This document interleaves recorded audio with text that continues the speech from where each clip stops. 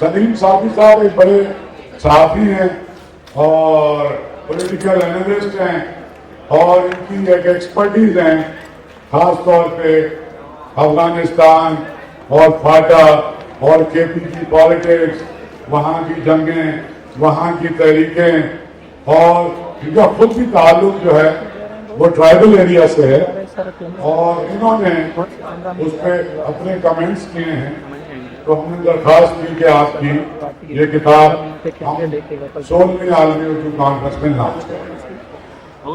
आप सभी जानते हैं कि हिजरत के बाद न कभी इतना कत्लेआम हुआ इस मुल्क में, न इतनी खूनरेजी हुई, न बम धमाके हुए, न इतनी नफरतें हुई, न पाकिस्तान में कभी ड्रग्स आई थी, न क्लैशनकोफ आई थी और न ये दहशतगर्दी आई थी जब आपने तीर ले लिया अफगानिस्तान में, अपने आप को जंग में झोंक दिया। खैर अब ये तो मेरा काम नहीं, मैं वजीर भी हो गया, हो सकता है रात तक फारिग भी कर दिया जाऊं, तो मुझे एहतियात से बात करनी चाहिए। तो खैर तो आप तो चूंकि सभी तो जो हमारी सोसाइटी को और पाकिस्तान के शहरों को, और अभी एक मुतालबा बहुत आ रहा है बहुत सी जमातों की तरफ से भी, मुझसे भी पूछा गया कि सिंध में जो इलीगल अफगानी इमिग्रेंट या कोई भी इमिग्रेंट है उनको जाना चाहिए। तो मैंने केपी में साफी साहब जो सूरत हाल थी कि मुकामी लोगों के रोजगार पे कब्जे हो गए, मुकामी लोगों की ट्रांसपोर्ट, उनकी जमीनें और रोजगार, और चूंकि हमारी 18वीं तरमीम के बाद NFC अवार्ड में ये महाजरीन के कोटों में सूबे को भी कुछ नहीं मिलता, तो ये ओवरऑल पाकिस्तान एक हीनम बना। दहशतगर्दी का अगर स्कूल में ड्रग्स हैं, मैं यूनिवर्सिटी में पढ़ता था जिस जमाने में पली पली टीटी और क्लैशनकोफ आई और यहाँ पे कुछ लोगों ने इस्तेमाल भी की कराची यूनिवर्सिटी में और उस नए असले का तारुफ हुआ। तो नुकसानात का तो हमें पता है, ये तो पाकिस्तान में 40 साल से इंतहा पसंद की लहर है, वो भी हमने रिपोर्ट की है। तो साफी साहब के पास चूंकि फर्स्ट हैंड इंफॉर्मेशन है और उसी सिलसिले में उन्होंने बहुत लिखा भी है, तो इस किताब के खालिक और मैं पहले अर्ज कर चुका हूं कि पाकिस्तान के नामवर पॉलिटिकल एनालिस्ट और बहुत सारी किताबें हैं उनकी और बहुत नजर है उनकी पाकिस्तान की हिस्ट्री पे, पॉलिटिक्स पे।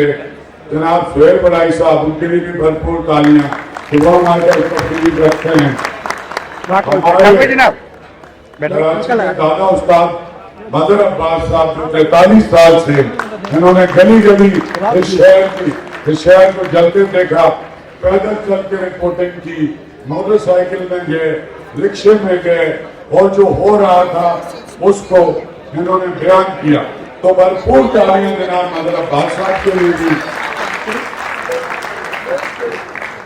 एक और लड़का इस शहर में जिसने अपना स्टूडेंट पॉलिटिक्स से आगाज किया और अपनी पॉलिटिकल पार्टी के प्लेटफॉर्म से कई बार एमपीए रहे, लीडर ऑफ द अपोजिशन रहे, सूबाई वजीर रहे, मरकजी वजीर रहे, सेनेट में पहुंचे और कभी मुश्तरक मेरी और फैसल सरदारी की है कि हम लोग कोई मिसरा भूल जाएं, जॉन एलिया का, अमीर का, सौदा का, हाफिज का, गालिब का। हमने अपने बुजुर्गों से और अपनी तहजीब से अपना रिश्ता नहीं तोड़ा।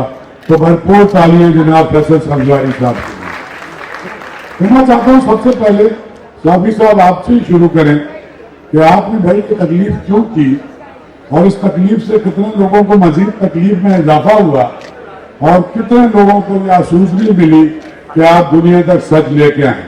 इसके बाद निजामत मदर अब्बास साहब करेंगे और वसतुल्लाह भी हमें इजमाई करेंगे। मैं तो शुक्रिया भी अदा करने आया था साफी साहब का। जी साफी साहब। बिस्मिल्लाहिर्रहमानिर्रहीम। पहले तो अहमद शाह साहब और उनकी टीम का शुक्रिया। दो हवालों से, एक ये कि उनकी बरकत से इस तरह की हसीन महफिलें मुनक़िद होती हैं, अदब से मुतालिक, लिटरेचर से मुतालिक, کیونکہ ہم تو لوگوں کو دکھ دیتے ہیں اور آپ کی یہ کانفرنسز ہوتی ہیں جو کہ سکھ دیتے ہیں، تو اس میں ہمیں بھی شرکت کا موقع مل جاتا ہے اور ایک دو دن ہمارے بھی سکھ میں گزر جاتے ہیں۔ نہیں، ہم اگر اپنی شرکت کا حصہ صرف بیان کریں تو وہ دن ہی نکالتے ہیں، درمیان میں ہم کہیں کہیں کسک کے جاتے ہیں۔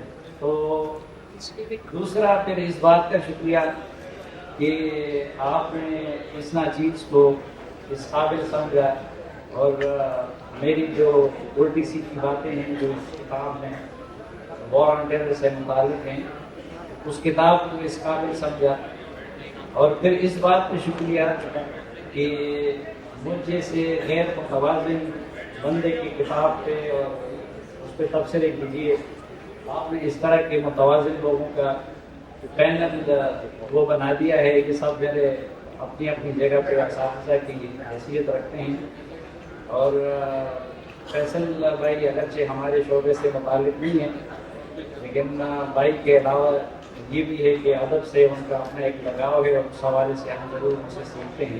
نہیں، متاثرین سے بھی متعلق ہیں، متاثرین ہیں یا میں کیونکہ آج میں نے تو جو باتیں کرنی تھی وہ اس کتاب میں ہیں، میں چاہتا ہوں کہ یہ لوگ بات کریں۔ بریفلی میں یہ بتانا چاہتا ہوں کہ یہ اصل میں ایک روداد ہے، اس آگ اور خون کی روداد ہے جس سے ویسے تو پچھلے 40 سال سے پورا پاکستان اور بالخصوص پختون بیلٹ گزر رہا ہے، لیکن اس کتاب میں نے 20 سال کے 9/11 سے لے کے 2023 تک جو کچھ ہوتا رہا، مختلف سائٹس نے جو ڈبل گیمز کیے، تو اس کی ایک جھلک چونکہ میں بطور طالب علم اور بطور ایک صحافتی مزدور کے روز اس پہ تبصرہ کرتا تھا، اور جنگ میں آنے سے پہلے میں مشرق وغیرہ میں لکھتا تھا تو روز لکھتا تھا، تو میں اس معاملے کا کردار بھی رہا ہوں، متاثر بھی رہا ہوں اور شاہد بھی رہا ہوں۔ وہ اپنا مشاہدہ میں نے ان کالموں کی صورت میں اور اس کتاب کی صورت میں آپ کے سامنے رکھ دیا ہے۔ اس میں کتنا کامیاب ہوا ہوں، کتنی اس میں حقیقت ہے، کتنا اس میں مبالغہ ہے، یہ فیصلہ تو میرے یہ اساتذہ کرام یا باقی لکھنے والے کریں گے، لیکن بریفلی آپ کو یہ بتاؤں کہ میں باقی جو میرے یہاں پہ یہ سینئر تھے ان سے بھی میری گزارش ہوگی، اور یہاں باسین یوسفزئی صاحب اور نورالامین یوسفزئی صاحب جیسے لوگ بیٹھے ہیں، ان کو بھی لکھنا چاہیے۔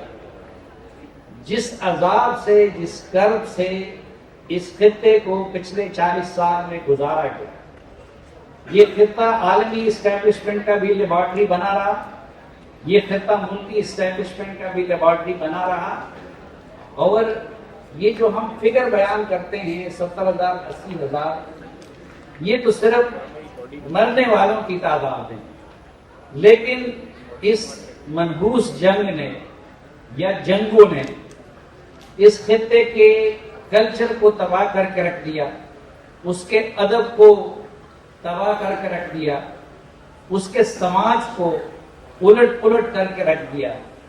تو اس لیے ادب کی دنیا سے وابستہ لوگوں کو بھی اس طرف متوجہ ہونا چاہیے، اور میں کہتا ہوں کہ یہ جو گیم اس ریجن میں ہوا اور آج بھی کسی نہ کسی شکل میں ہو رہا ہے، یہ اگر مغرب کے کسی ملک میں ہوتا تو شاید ابھی تک اس پہ سینکڑوں فلمیں بھی بن چکی ہوتی اور اس پہ ہزاروں کتابیں بھی آ چکی ہوتی۔ تو میں اگرچہ اپنے آپ کو اس قابل نہیں سمجھتا تھا، لیکن اپنے حصے کا جو تھوڑا بہت کام میں نے کیا تھا وہ اس کتاب کی شکل میں آپ کے سامنے ہے، اور اس کے علاوہ بھی چونکہ یہ 40 سالہ جنگ ہے اور اس جنگ کی کئی جہتیں اور کئی پہلو ہیں، اس کے ایک ایک پہلو پہ ہزاروں کتابیں لکھی جا سکتی ہے۔ اب یہاں پہ ذکر ہوا نور اللہ شاہ صاحبہ نے APS کا ذکر کیا، غازی صاحب نے غالباً ذکر کیا۔ آپ دیکھیں کہ صرف APS کے ثانیے کو اگر آپ لے لیں تو اس پہ کیا کچھ نہیں لکھا جا سکتا۔ اس پہ ایسا سانحہ کیا ابھی میرے خیال میں ایک کسی اور شکل میں وہ ہمیں فلسطین میں دیکھنے کو ملتا ہے. اور میں آپ کو یقیناً کہ اس دن عباسین صاحب اور یہ لوگ میری رائے کی تائید کریں گے کہ ویسے تو ہم ادب میں یا شاعری میں کہتے ہیں کہ در و دیوار رو رہے تھے، لیکن اللہ گواہ ہے کہ میں آج تک اس دن کو نہیں بھول سکا. اور اس دن واقعی پشاور کی سڑکیں بھی رو رہی تھی، پشاور کے در و دیوار بھی رو رہے تھے اور ویزیبلی محسوس ہو رہا تھا. تو اسی طرح کے کئی مراحل سے، اور پھر وہاں کی مائیں، وہاں کی بہنیں، آپ ہجرتوں کی صعوبتیں، بچھڑنے کی صعوبتیں ایک دوسرے سے. تو ایک روداد عالم ہے جو میں نے اپنے حصے کی حد تک یہاں آپ کے سامنے رکھ دیا ہے. باقی میں مزید سما خراشی آپ کی نہیں کرنا چاہتا. جو اگر کوئی سوال ان گفتگو میں سامنے آئے تو اس کی جواب دینے کی کوشش کروں گا. ایک بار پھر آپ سب کا شکریہ. اور آج چونکہ سندھ کلچر ڈے ہے تو میری طرف سے تمام اہل سندھ کو بہت بہت سندھ کلچر دھنیواد. تو یہ سندھ کلچر ڈے کی سیلیبریشن میں ہمارا جو ایک اور پارٹیسپینٹ تھا وسعت اللہ خان، وہ بھی ایک جلوس میں پھنسا ہوا ہے. ابھی آ کے مخبر نے بتایا ہمیں، اور مجھے دعا ہے کہ انور مقصود اور باقی لوگ کسی راستے سے نکل آئے. خیر، بہت بہت شکریہ. تو یہ ہمارے صحافت کے اور پولیٹیکل کمنٹ کے سب سے بڑے پنڈت ہمارے درمیان ہیں، اور بہت بڑا کام ہے ان کا. اور انہوں نے صافی صاحب کے کالم بھی پڑھے ہیں، کتاب بھی. تو میں سہیل بڑائی صاحب سے درخواست کروں گا کہ اس ایشو پہ بھی بات کریں، اور اس سے ہمارا وے فارورڈ کیا ہو سکتا ہے. اس میں سے کود تو ہم گئے، اس میں سے آگے کیسے نکلیں گے. جی بڑائی صاحب. جی بہت شکریہ. میں صافی صاحب کا ریگولر ریڈر ہوں، اور جتنے ان کے جنگ میں کالم چھپے تھے وہ تو میں نے پہلے ہی پڑھ رکھے تھے. اور سچی بات ہے کہ طالبان کے حوالے سے جو صوبہ خیبر پختونخوا ہے اس کے حوالے سے کبھی بھی کوئی سوال ذہن میں اٹھے تو میں ان کو فون کر کے ہمیشہ ان کی رائے لیتا ہوں اور ان سے پوچھتا ہوں، کیونکہ میرا خیال ہے کہ اس وقت سب سے بڑی اتھارٹی پشتون پالیٹکس پر اور افغانستان پر جو ہے وہ سلیم صافی صاحب ہیں. اور ہمارے پاس پہلے رحیم اللہ یوسف صاحب نے تھے، لیکن ان کے جانے کے بعد سلیم صافی صاحب کا اس موضوع پر مکمل تسلط ہے. اور ان کا اضافہ انہوں نے اپنے علم میں یہ کیا ہے کہ یہ صرف انہوں نے اپنے آپ کو افغانستان اور کے پی تک محدود نہیں رکھا. انہوں نے بلوچستان اور سندھ اور یہاں بھی جا کے یہ وہاں کی جو محروم آبادیں ہیں، مجبور آبادیں ہیں، ان کو بھی کور کرتے ہیں اور ان کی آواز بھی سناتے ہیں. جہاں تک اس کتاب کا تعلق ہے، آپ یہ دیکھیں کہ دوسری جنگ عظیم کے بعد جو دنیا تھی وہ سیٹل ہو گئی تھی. دوسری جنگ عظیم کے بعد یہ طے ہو گیا تھا کہ کوئی بھی ملک کسی دوسرے ملک کو آکوپائی نہیں کرے. چنانچہ آپ دیکھتے ہیں کہ 1940s کے بعد کوئی ایسا واقعہ نہیں ہوا. اگر ہوا تو فوراً دنیا نے اس میں مداخلت کی اور اس کو انڈو کرنے کی کوشش کی. لیکن ہم دیکھتے ہیں کہ افغانستان کا یہ جو واقعہ تھا، اس میں یہ پہلی دفعہ اس کی وائلیشن جو تھی وہ سامنے نظر آئی.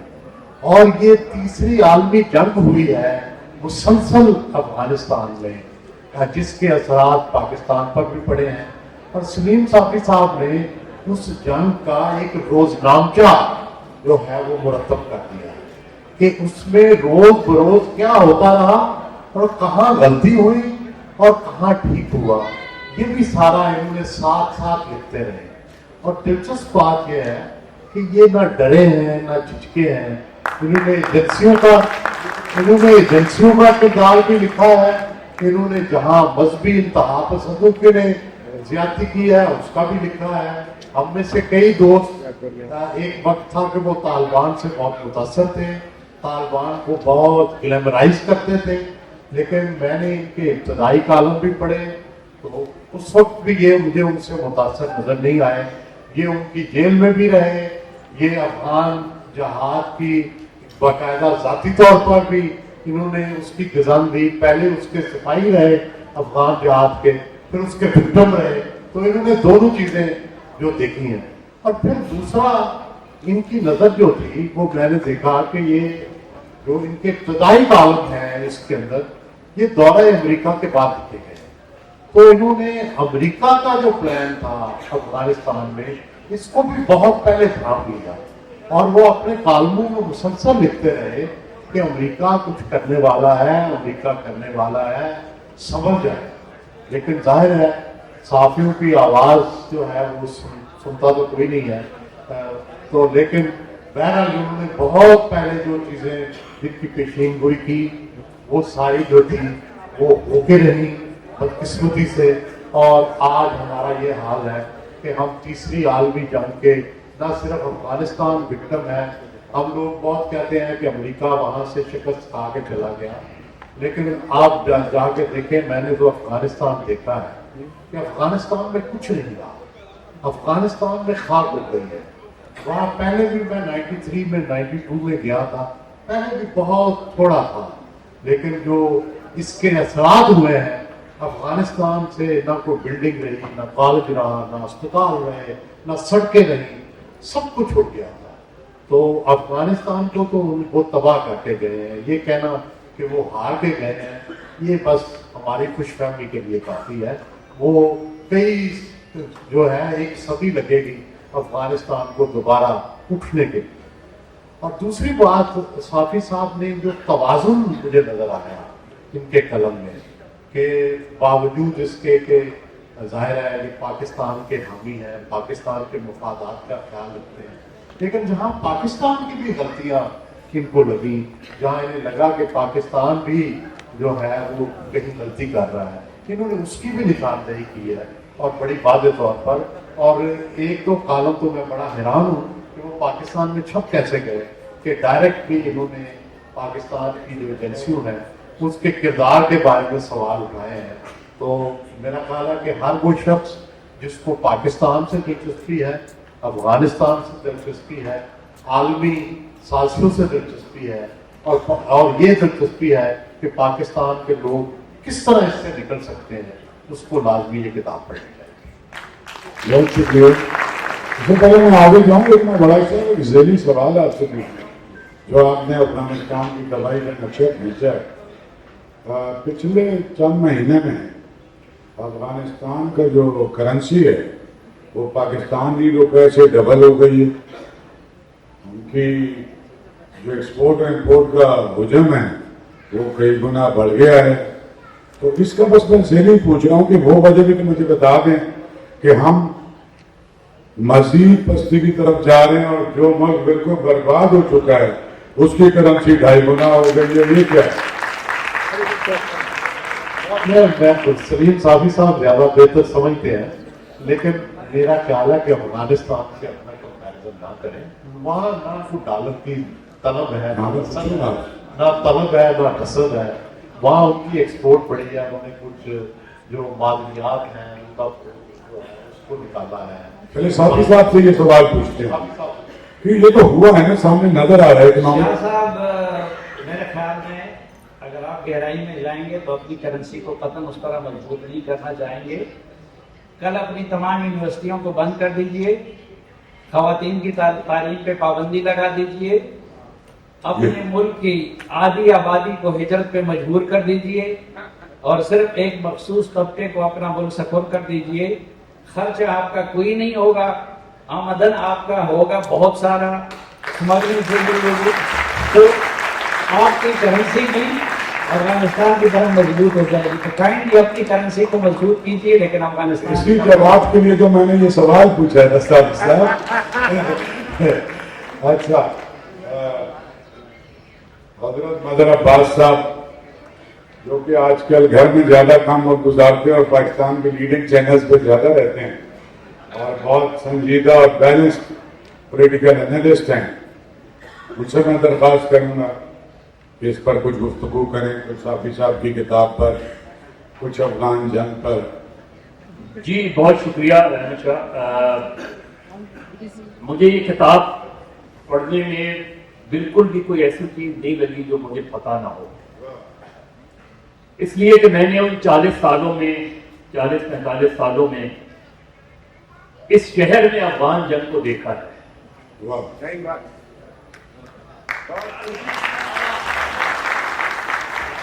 اور شاید اسی لیے عبید اللہ علیم نے کہا تھا میں یہ کس کے نام لکھوں جو علم گزر رہے ہیں، میرے شہر جل رہے ہیں، میرے لوگ مر رہے ہیں.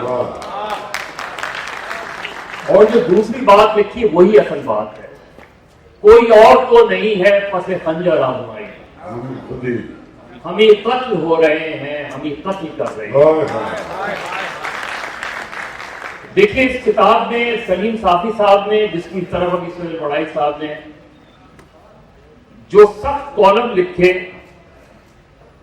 اور انہوں نے صرف وہی کالم نہیں لکھے کہ افغانستان میں جو جنگ ہو رہی ہے، پختونوں کا جو نقصان ہو رہا ہے، خیبر پختونخوا کی سیاسی جماعتوں میں جو تبدیلی آ رہی ہے، بلکہ ان کرداروں کے بارے میں بھی لکھا جو شاید یہاں ہمارے لوگوں نے اس طرح اس کو فینٹیسائز نہیں کیا. جیسے افضل خان لالا کا کردار ہے، ایسا کردار کہ اس کے گھر پر کیا کچھ نہیں ہوا، کیا کچھ حملے نہیں ہوئے، لیکن اس نے سوات نہیں چھوڑا.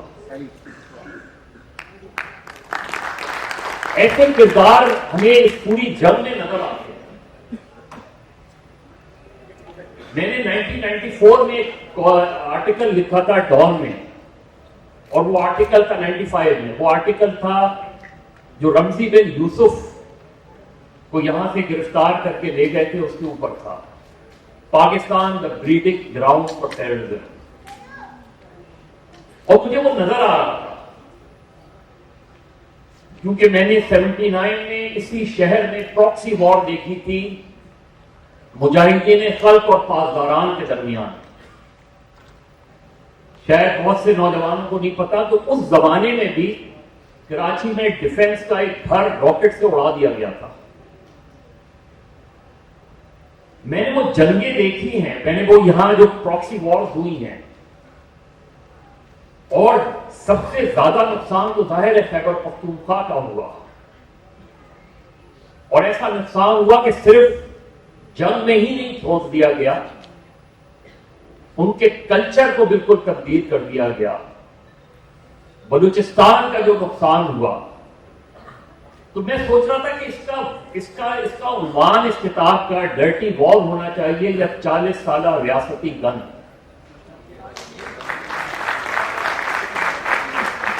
یہ گن کا لوگ غیر پارلیمانی بدلو اسے،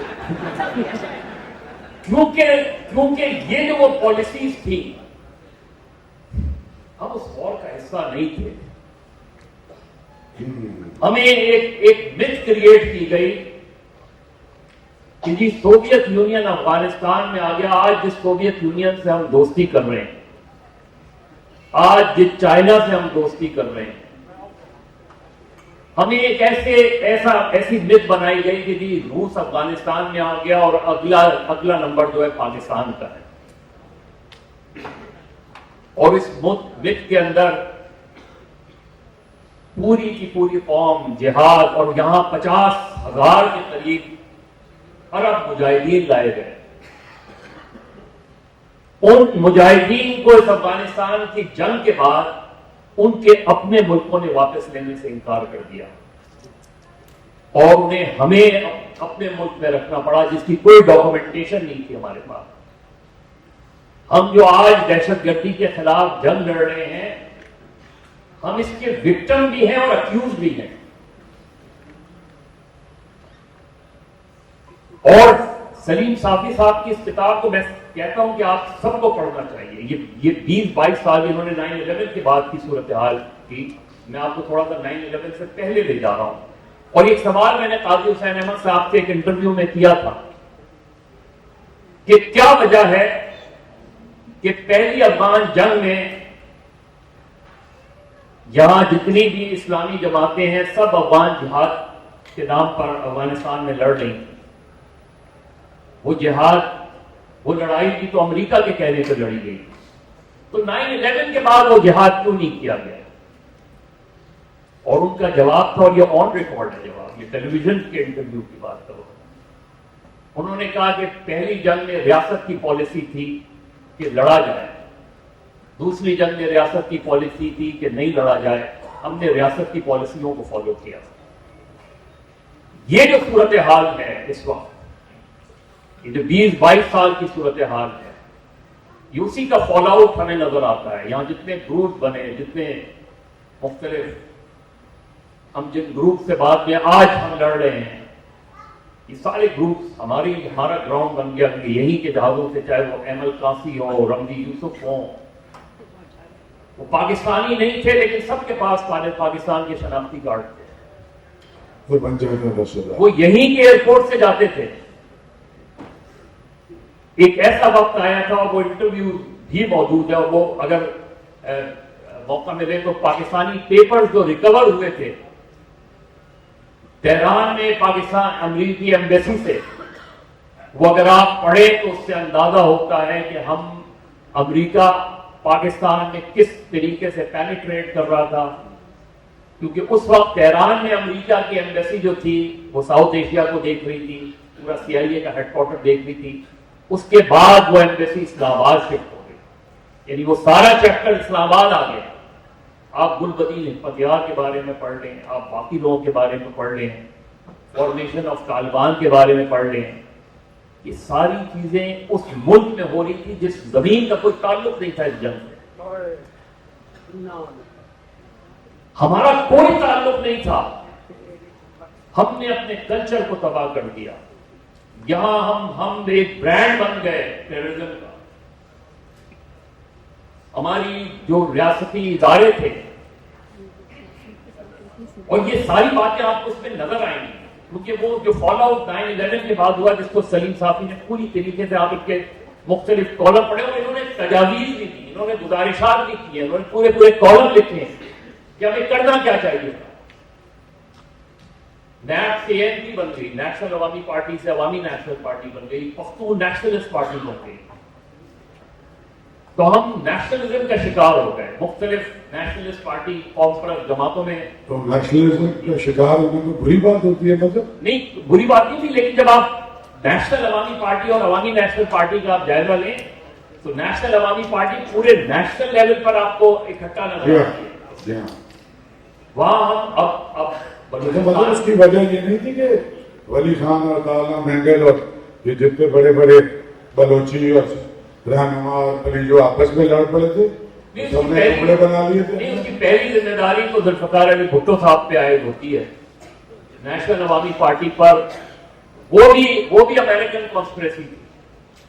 مطلب ہم خود کچھ بھی نہیں کرتے, ہم خود بھی کچھ نہیں کرتے, ہم صرف تباہ ہونا جانتے ہیں. اللہ دودھ کے جو بچے اور جیسے مرضیاں ہمیں استعمال کر دیں. ہم صرف تباہ ہونا جانتے ہیں. ہم نے اپنے شہروں کو تباہ کر دیا, اپنے کلچر کو تباہ کر دیا. جون صاحب کا شعر بھی ساتھ سناؤں. آج سندھ کلچر ڈے ہے. سندھ کے کلچر کو پر کتنا اثر ہوا ہے. ہم نے تو ایک ریئیکشن میں کلچر ڈے بنانا شروع کیا, حالانکہ میں ابھی بھی کسی ٹیلی ویژن ساتھی سے بات کر رہا تھا کہ سندھ کلچر ڈے تو شالتی بھٹائی کے یوم پیدائش پر منانا چاہیے. کسی کے کہنے کے رد عمل پہ آپ کلچر ڈے تھوڑی مناتے ہیں. آپ ہمارے جو صوفی شعرا گزرے ہیں, تو دراصل سلیم صافی صاحب نے اپنے بہت سے, اور اتنا متواتر اس ٹاپک پر, جس طرح بھی سہیل صاحب بھی کہہ رہے تھے, یا تو ہم رحیم اللہ یوسف زئی کو فالو کرتے تھے, ان سے گائیڈ لائن لیتے تھے, یا سلیم صافی صاحب نے مسلسل نہ صرف ٹیلی ویژن پہ اپنے کالموں کے ذریعے اس ایشو کو الائیو رکھا. آج جب لوگ یہ سولوشن مانگتے ہیں, اور ہمارے بہت سے ریاستی ادارے یہ سولوشن مانگتے ہیں, ہم نہ اس جنگ میں پڑھتے, چاہے وہ پہلی جنگ ہے, اور 94 میں ہی 95 میں اس وقت کی وزیر اعظم بے نظیر بھٹو نے ایجپشین ایکسٹریمسٹ کو کوئی 300-400 لوگوں کو گرفتار کر کے ایجپشین گورنمنٹ کے حوالے کیا تو اس کے چند ہفتے بعد پوری ایجپشین ایمبیسی اڑا دی گئی اسلام آباد. تو ہمارے ہارٹ آف کیپٹل میں یہ واقعہ ہوا تھا, کوئی وہ نہیں ہوا. اس کے بعد کے جو واقعات ہیں ہم سب کی نظر پہ ہیں. اب ہم تلاش کر رہے ہیں کہ یہ گروپ کہاں ہیں. ہم نے افغان ریفیوجیز کے نام کے افغانوں کو نکال دو, ہمیں نہیں پتا کہ ان میں کون سے صحیح ہیں. وہ بھی مجبوری میں آئے, ان کو بھی آپ نے ہی قبول کیا تھا, ان کو اپنے کلچر میں آئے. یہ جب جنرل حمید گل سے انٹرویو میں نے پوچھا تو ان کا تو تھیسس یہ تھا, اور یہ آن ریکارڈ ہے, ان کا تھیسس یہ تھا کہ ان کو ہمیں اپنے ساتھ ملا کے یہ تو بڑی زبردست ہم اپنی فوج بنا سکتے ہیں. جہاں یہ تھنکنگ ہو, جہاں یہ سوچ پروان چڑھ رہی اور اس ملک کی سب سے معتبر, سب سے طاقتور ایجنسی کے سربراہ کے ذہن میں یہ بات ہو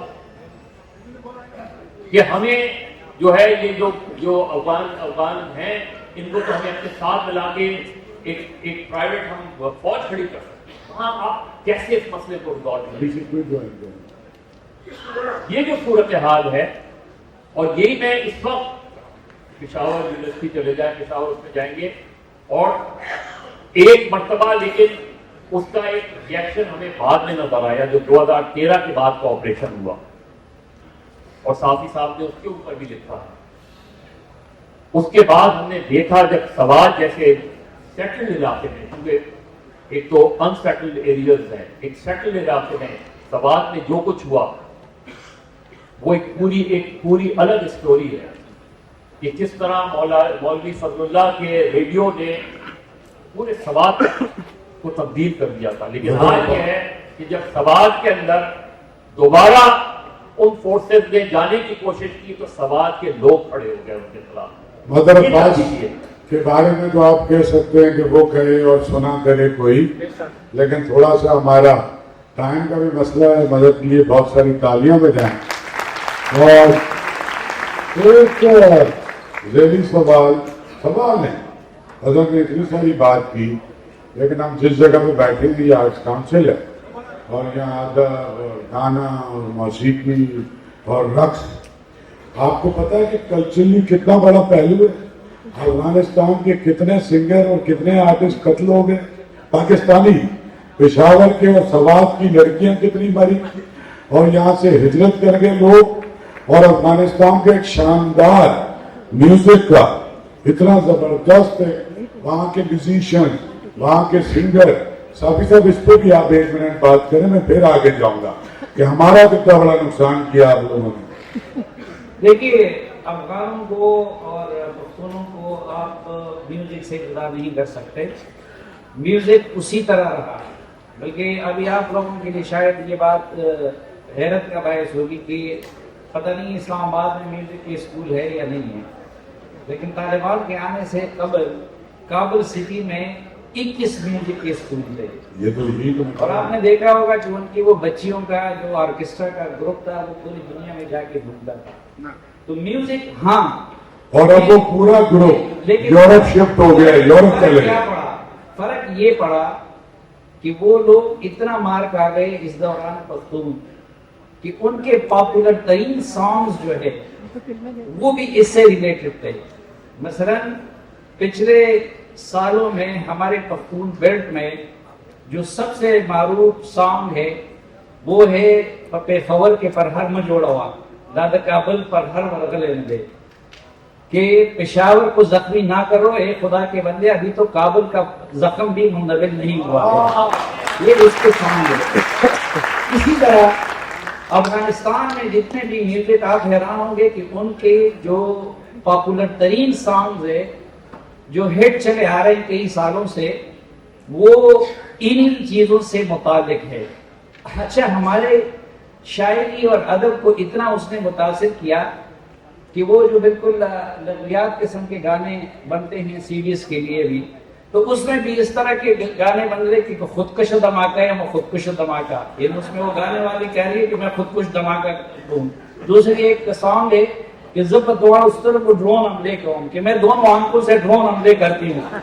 تو پختون کو میوزک سے اور اس سے تو جدا نہیں کر سکے لیکن ایفیکٹ اتنا کر دیا ہے. شاعری باقی یہاں باسین یوسفزئی صاحب بیٹھے ہوئے ہیں, نور امین صاحب ہے, یہ آپ کو بہتر بتا سکتے ہیں کہ ہماری شاعری اور باقی ہمارے جو رسم و رواج تھے ان سب کو, مثلا اس دوران ہمارے ہاں کسی کے غم شادی بھی نہ جائے تو وہ آپ سے عمر بھر کے لیے ناراض ہوتا ہے, لیکن ہم اپنی طور پر یہ بھگت رہے ہیں کہ ادھر سے کچھ دھماکے میں یا کسی میں کسی دوست کے کسی عزیز کی شہادت ہوئی اور ساتھ ہمیں اطلاع کے ساتھ یہ بھی درخواست کی جاتی ہے کہ پلیز جنازے پہ نہ آئیں.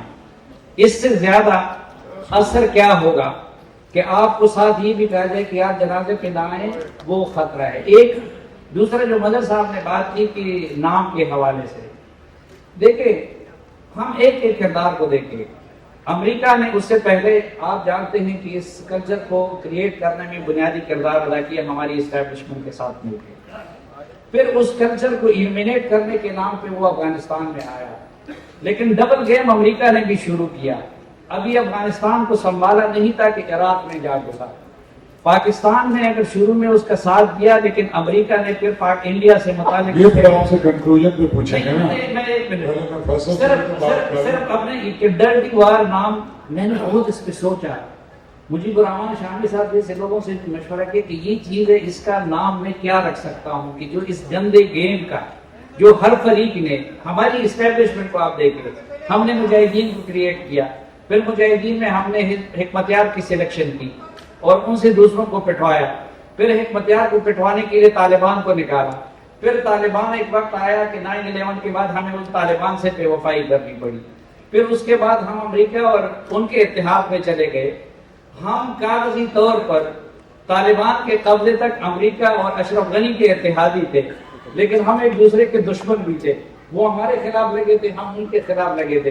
اب اس طرح کے گیم کو میں ڈرٹی کے لفظ کے علاوہ مجھے میں اردو زیادہ جانتا بھی نہیں ہوں, لیکن اس سے مجھے کوئی لفظ نہیں مل رہا تھا کہ ڈرٹی وار کے سوا کوئی لفظ اس کا احاطہ کر سکے گا. چلے ساتھی صاحب آپ کی اگلی کتاب کے موضوع میں بات کریں گے, لیکن ایک آدمی اور بیٹھا ہے, وہ کہتا ہے کہ مجھے آج بھی محروم رکھا جا رہا ہے, پہلے ہی بہت صورتحال میری ہے. فیصل سرفاری صاحب سلیم صافی کی کتاب پر اور عیسائی صورتحال کو شروع کریں گے, اور کم از کم 3 منٹ بولیے گا. مجھے 2 ٹیلی فون کر کے اگلا سیشن لائن اپ کرنا ہے. 5 منٹ بھی کر لیں تو مزہ آئے گا. جی بہت شکریہ. میں کیونکہ وہ جس کو کہتے ہیں نا ٹریڈ اسکول کالج کا مقرر ہوں, آپ 3 منٹ کہیں گے, میں 3 منٹ ہی بات کروں گا.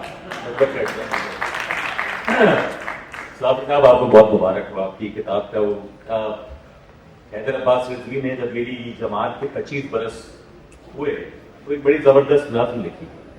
اس کے 2 مصرے تھے کہ جس پہ بھی یہ گزرے ہیں فقط اس کو خبر ہے, جس پہ بھی یہ گزرے ہیں فقط اس کو خبر ہے, 25 برس ہوتے ہیں 25 برس میں کیا کہنے. تو یہ جو 22 برس ہے, جس پہ یہ گزرے ہیں 22 برس, یہ اس کو علم ہے. صافی صاحب مدر بھائی کہہ رہے تھے کہ غیر معروف اخبارات میں کالم, میرے خیال میں معروف اخبارات میں چاہے چھاپے ہی نہیں ہوں گے, وہ چھاپ بھی نہیں سکتے ہوں گے معروف اخبارات وہ کالمز. اور میرے خیال میں جو کچھ بیتی ہے ہم پر اس کا المیہ تو لکھ دیا ہے یہاں پر. سہیل صاحب نے بھی کہا, فضل بھائی نے بھی کہا, میرے جیسے طالب علموں نے شرف حاصل ہے کہ ہم نے یہ سارے کالمز پڑھے, اس کے بعد کتاب ہمارے ہاتھ میں ہے. شکریہ سلیم صافی صاحب آپ کا. جو لوگ سیاست سے, معاشرت سے جنہیں لگاؤ ہے, ان سب کے لیے بھی یہ بہت ضروری ہے کہ یہ کتاب اور اس جیسی کتب پڑھیں. ہم کتاب پڑھیں گے تو ہمیں اندازہ ہوگا کہ ہم نے کیا کیا ہے اور ہمارے ساتھ ہوا کیا ہے. جو آؤٹ کم ہے اس ڈرٹی وار کا وہ تو سب کے سامنے ہے. جہاں سے ہم گزر رہے ہیں, جس طرح مظہر بھائی نے صحیح کہا کہ اس شہر میں افغان وار کا ہم نے آؤٹ کم دیکھا ہے, اور کس طریقے سے یہ شہر اور پورا ملک متاثر رہا ہے وہ ہم نے دیکھا ہے. مجھے اچھی طرح یاد ہے, آج سے 15 برس پہلے بھی سلیم بھائی آتے تھے تو بجائے اس کے کہ ہم ان کی حفاظت کے لیے پریشان ہو یا ہماری حفاظت کے لیے پریشان ہوتے تھے کہ بھائی کس طرح سے کھو گئے. وجہ کیا ہے کہ جب آپ بات کرنے کی کوشش کریں گے تو آپ کی حفاظت پر سوال ہے. مسئلہ یہ ہو گیا ہے, سہیل بڑھائی صاحب کی موجودگی میں بات کر رہا ہوں, اصلاح میری کر دیجیے گا, کہ یہ اس ڈرٹی وار سے جو ہم اپنے معاشرے کو ایسی ہم نہج پہ چلے گئے ہیں کہ جو کریکٹو میجر اور کریکشن کا کورس ہے نا, وہ بھی اس کی جانب بھی قدم بڑھانا مجھے لگتا ہے کہ انتہا پسندی اس حد تک سرایت کرتی ہے.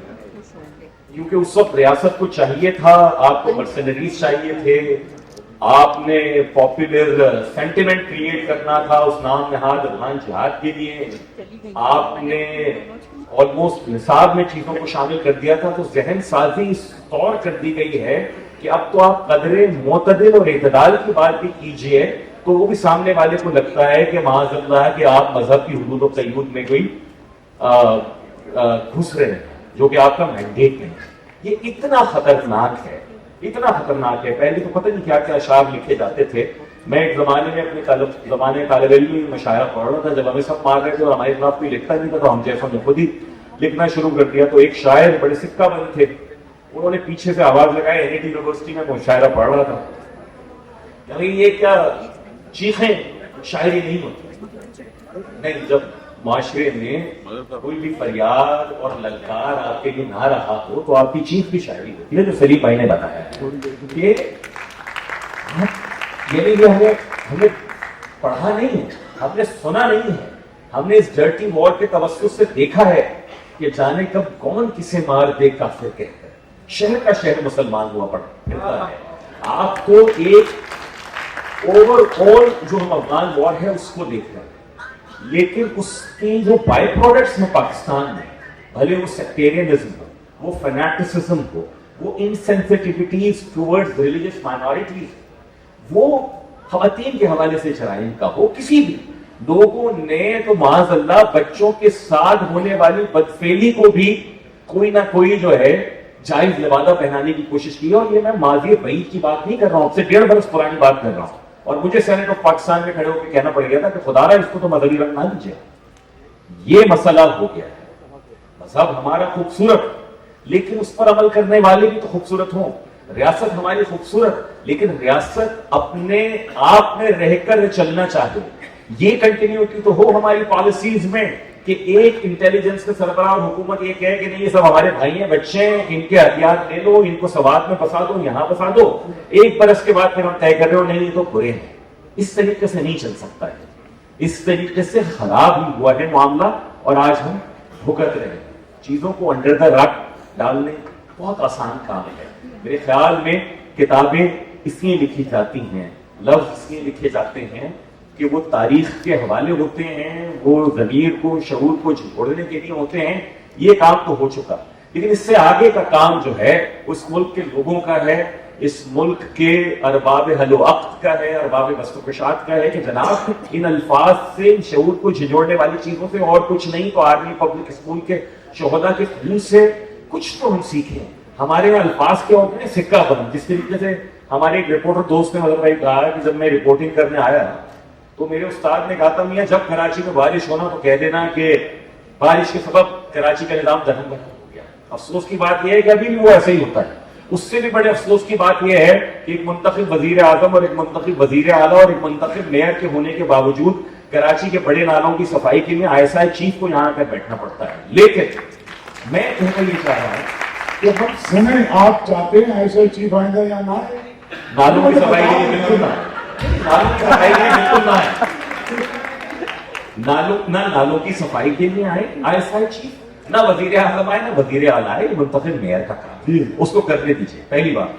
تو دوسری بات جو میں یہ کہنا چاہ رہا ہوں اس کتاب کے حوالے سے کہ جو اعتدال پسندی ہمارے معاشرے سے غائب ہو گئی ہے, ہم سب کو یا تو جو لکھنے والے لوگ ہیں یا ہم جیسے بولنے والے لوگ ہیں, گفتگو کرنے والے ہیں یا صاحبان علم کا مجمع ہے, ہم سب اپنی اپنی حدود سے آگے بڑھنے کی کوشش ضرور کریں.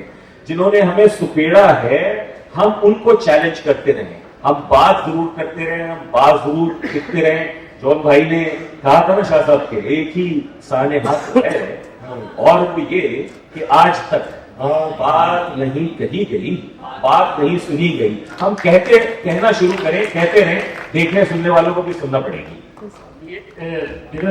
صافی صاحب آپ نے 2001 میں کالم لکھا تھا کہ ہماری افغان پالیسی کیا ہونی چاہیے، اور اس کا اختتام مطلب 2 منٹ ہاں بولو نا، 2 منٹ کا 2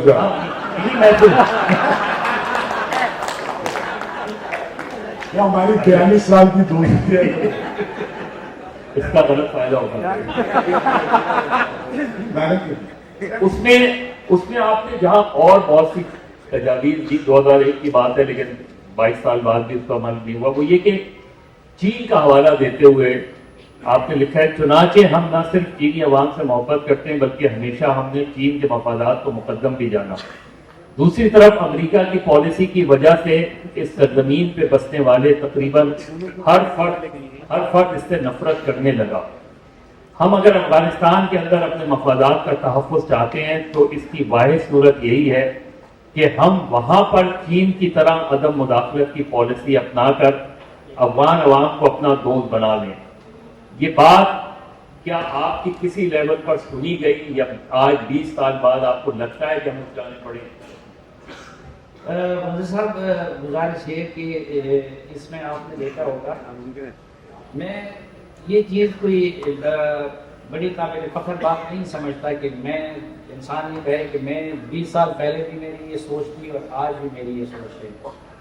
جن جگہوں پہ مثلا جس طرح یہاں پہ ذکر ہوا کہ میں اسکول کے دنوں میں 7ویں جماعت میں ایک مذہبی جماعت سے متعارف ہوا اور میرا جو میٹرک کا رزلٹ آ رہا تھا تو میں افغانستان میں تھا اور لڑنے کے لیے گیا ہوا تھا.